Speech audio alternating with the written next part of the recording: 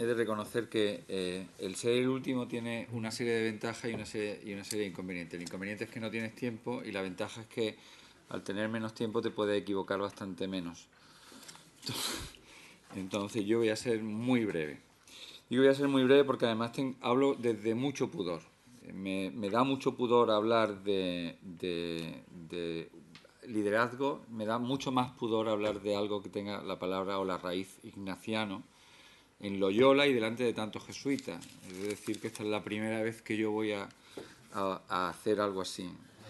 Y sobre todo ya el pudor llega hasta casi el quererme ir después de haber oído esta mañana y esta tarde a Jaime Orao, a Luis Ugalde, a Fernando Montes, a Javier López y ahora mismo lo que acaba de decir Ignacio. Y lo que estoy diciendo ahora mismo no es en absoluto una pantalla para que después ustedes me juzguen más benévolamente, sino es honradamente reconocer lo que estoy ahora mismo viviendo. Bueno, cuando me vino el título Implicaciones y alcance del liderazgo ignaciano para la construcción social, yo me puse a jugar con las 4 palabras claves que había en ese título. Me puse a jugar preparando todo esto con aquello de implicaciones y alcance, liderazgo ignaciano y construcción social, aunque cambié la palabra construcción por transformación social, no solo porque ahora la construcción está mal vista aquí en España, sino porque al mismo tiempo creo firmemente en el tema de la transformación social. La sociedad no es una cosa que se construye de una vez y se deja en piedra, es una cosa que se va transformando. Es algo, mi concepción es más evolutiva. Por tanto, para responder a eso y no llegar a una concreción excesiva en algún hecho concreto que yo pudiera reflejar, que lo voy a hacer, yo me planteé 2 cuestiones. La primera, ¿tiene realmente implicaciones, al menos en mi opinión, perceptibles, el liderazgo ignaciano en la construcción social? Es decir, ¿tenemos algo que decir en esto realmente? ¿O es sencillamente un constructo o un fundamento que nosotros nos creemos cuando estamos haciendo las cosas que estamos haciendo y decimos, es que esto tiene incidencia? Bueno, pues vamos a preguntarnos si la tiene y en qué sentido y de qué forma. Y luego, cómo lo estamos viviendo o cómo lo vivo yo eso desde el proyecto de una universidad que nace, que es una experiencia yo creo que única. No sé si alguno de ustedes la ha vivido, pero desde luego tengo poco referente en el sentido de que no puedo preguntar a mucha gente cómo lo hizo usted. Otras cosas, por si le pregunto a los fundadores de Deusto, tengo que irme a 126 años atrás, lo cual es bastante complicado. Bueno, pues permíteme que empiecen el tema haciéndome esa pregunta de ¿tiene implicación el liderazgo ignaciano en la construcción social? Y para hablar de las posibles implicaciones del liderazgo ignaciano en la transformación social hay que empezar por hablar, o por lo menos por tener un pequeño concepto, una pequeña teoría del cambio social y de cuáles son las variables que lo determinan. Sin entrar en grandes análisis, que podríamos entrar desde Marx hasta Weber o Habermas, por utilizar 3 de los clásicos que utilizan el concepto de cambio social, bueno, si consideramos que una sociedad es un conjunto de interacciones o de relaciones que establecen las personas de una comunidad, tenemos que coincidir en que es claro que la construcción social es hacer posible que esas relaciones, la construcción social es hacer posible esas relaciones y la transformación social es hacer que esas relaciones evolucionen en algún sentido, con alguna orientación más o menos positiva, según un conjunto de características que podamos percibir. ¿Qué es lo que hace entonces cambiar las relaciones sociales? ¿Qué es lo que la orienta en una determinada dirección? Pues yo creo que son 2 preguntas diferentes y hay que responder a cada una de ellas para después agruparlas. Bueno, las relaciones sociales cambian, las variables que fuercen el cambio social, y hay distintas teorías sobre esto, pero fundamentalmente están normalmente correlacionadas con el tamaño de las comunidades, es decir, el número de personas determina en gran medida la propia evolución. La humanidad del siglo XXI, con casi 7.000 millones de personas, no es en absoluto la de 1929 con 1.500 millones de personas. Cada vez que alguien compara la crisis, yo que soy economista, compara la crisis actual con la de 1929, le digo que empecemos por ahí, que la respuesta es no. Las relaciones sociales están en gran medida determinadas por el tamaño de las comunidades, pero al mismo tiempo por las características de las personas que componen esa comunidad. No es lo mismo las relaciones sociales en una comunidad de personas mayores que en una persona de gente joven. No podemos percibir lo mismo los 80 millones de personas que viven en el Congo con sus edades, con los 80 millones de personas que viven en Alemania con sus edades. Pero al mismo tiempo también la forma de las relaciones, las comunicaciones, los mensajes que se hacen, teoría de la acción comunicativa de Habermas, y las comunicaciones, los mensajes, el contenido de las comunicaciones, las instituciones sociales, leyes, roles, etcétera, y desde luego la tecnología y el conocimiento. Si nosotros agrupamos todas estas variables, conjunto de personas, sus características, sus instituciones sociales, los mensajes y la forma en las que se relacionan, la tecnología y el conocimiento, tendríamos un conjunto de variables que determinan el cambio social, la transformación social. Cambien cualquiera de ellas y habrán cambiado probablemente alguna de las otras y habrán transformado necesariamente la sociedad. ¿Y qué es lo que las orienta a las sociedades en determinado sentido? Clarísimamente nosotros diríamos esas proposiciones que determinan lo que es bueno o es malo, los valores. Dotar, por tanto, de características a una sociedad, a la construcción social, o transformar la realidad social en un determinado sentido, implica necesariamente hablar de valores. Bien, pues ahora agrupo las dos respuestas y me puedo ya formular una respuesta coherente a aquella original de ¿tiene implicación el liderazgo ignaciano en la construcción social? En mi opinión, claramente sí. Porque el liderazgo ignaciano tendrá implicaciones más o menos de mayor o menor alcance en la construcción social en la medida en que sea capaz de influir en primer lugar, en las relaciones entre las personas y la forma en la que éstas se relacionan y se comunican.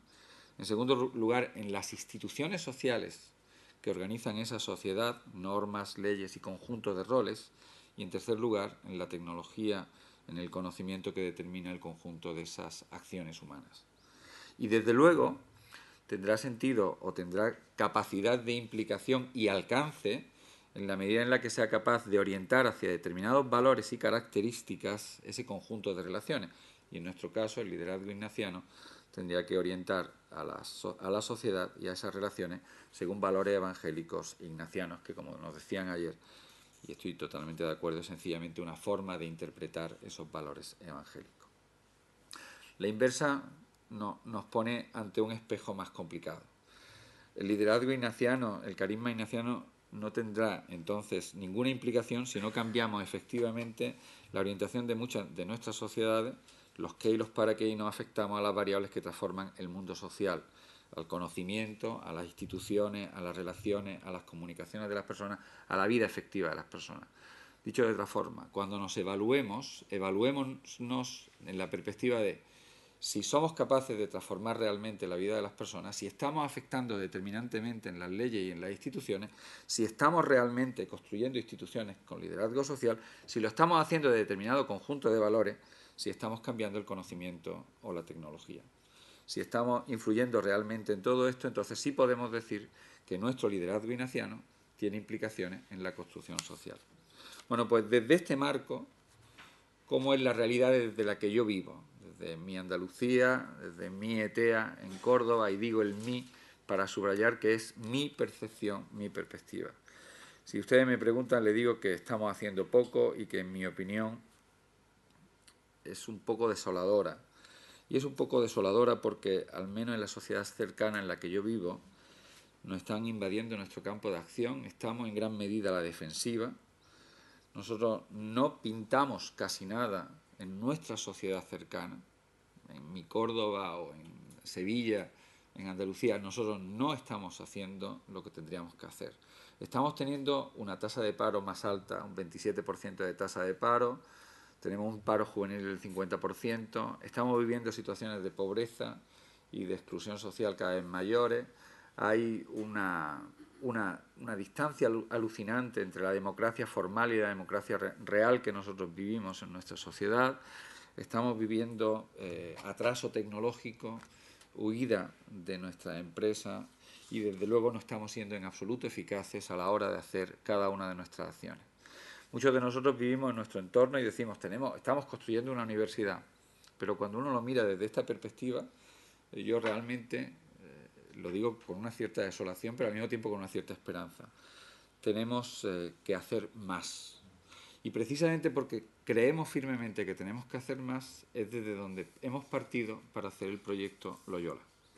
Es decir, nosotros no estamos haciendo la Universidad Loyola Andalucía, que todavía es un proyecto, si Dios quiere, el día 4 de septiembre de este año tendrá ya alumnos propios y no los... En fin, tendremos ya nuevas cosas. Nosotros no estamos haciendo el proyecto Loyola, y esta es la experiencia que yo también les quiero compartir, por salvar ETEA, que era un centro escrito, que es como nos dicen, esta fue la solución de ETEA, pues miren, se me ocurrieron o se nos ocurrieron otras 4 más. Nosotros no estamos haciendo el proyecto Loyola por fastidiar a comillas, tampoco estamos haciendo el proyecto Loyola por fastidiar a las universidades públicas, ni siquiera hicimos estudios de mercado para ver si había en Sevilla y en Córdoba, esto lo hemos hecho después, si había alumnos para las carreras que estamos lanzando. En absoluto, estoy seguro de que si hubiera ido con un estudio de mercado, la Compañía de Jesús no nos hubiera autorizado la universidad. Y con los objetivos anteriores, desde luego, tampoco.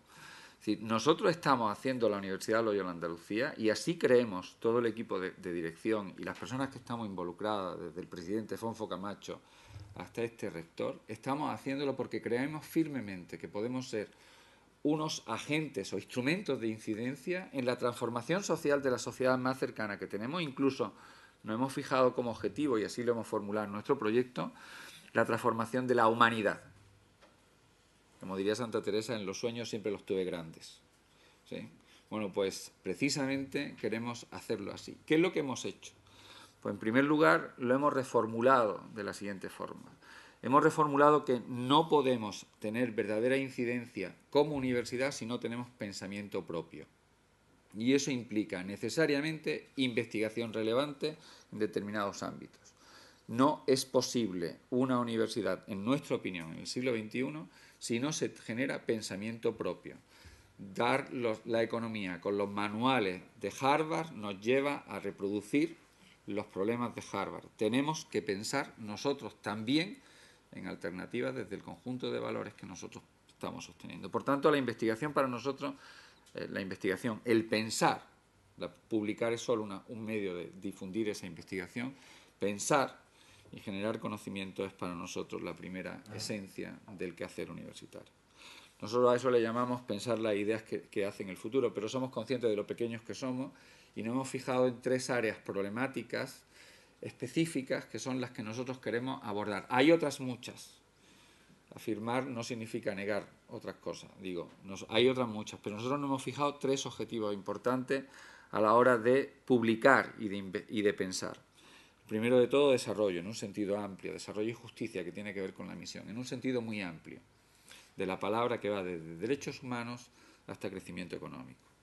El segundo, sostenibilidad, también en un sentido muy amplio, que va desde la sostenibilidad energética hasta la sostenibilidad de los recursos naturales, que se agotan, pasando por la sostenibilidad social y económica de una comunidad. Y desde luego también hemos fijado el objetivo de estudiar y de pensar mucho y profundamente en soluciones para los problemas de dependencia y de marginación. Entendiendo también la dependencia, que hemos desarrollado un concepto de dependencia que tiene que ver con todo aquello que no es autónomo en una persona, en una vida, en una sociedad. Desde esa perspectiva el pensamiento, pero desde la perspectiva de la formación hemos escogido los grados haciendo un ejercicio que le llamamos el ejercicio de África. Si tuviéramos mañana que aterrizar en un país africano, los más pobres, ¿por qué profesiones empezaríamos? Así fue como formulamos nosotros lo que necesitábamos.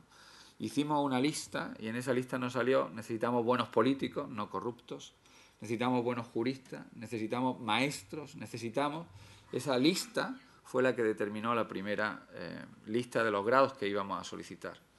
Nos fuimos evidentemente a la Junta de Andalucía y nos tachó unas pocas, empezando por la medicina. Pero las que nos dejaron, que son las que vamos a empezar, en la lista de los grados y de las tareas, y ya vendrá después el estudio de mercado, ya nos esforzaremos después, que de hecho nos estamos esforzando mucho, en buscar la gente que quiere cursar esos grados.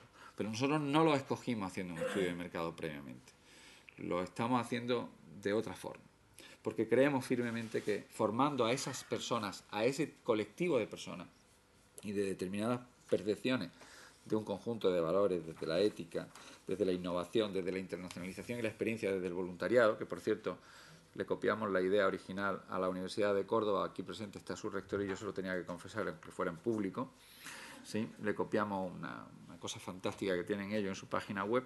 Bueno, pues eso lo teníamos que integrar dentro de nuestra formación.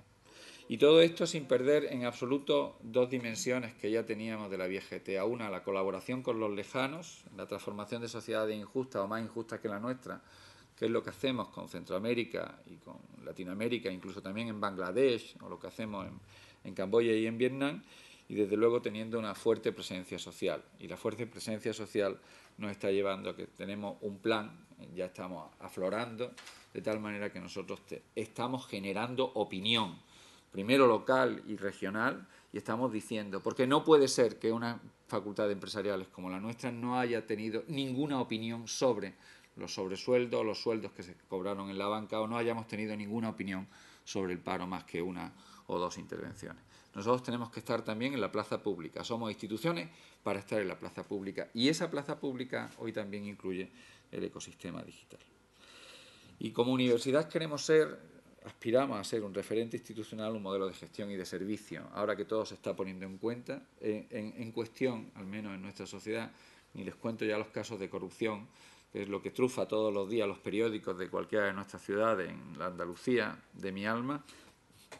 Bueno, pues queremos ser un referente institucional de transparencia para hacer las cosas de otra forma, otro modo de proceder que al mismo tiempo nos sirva de ejemplo de ese carisma ignaciano.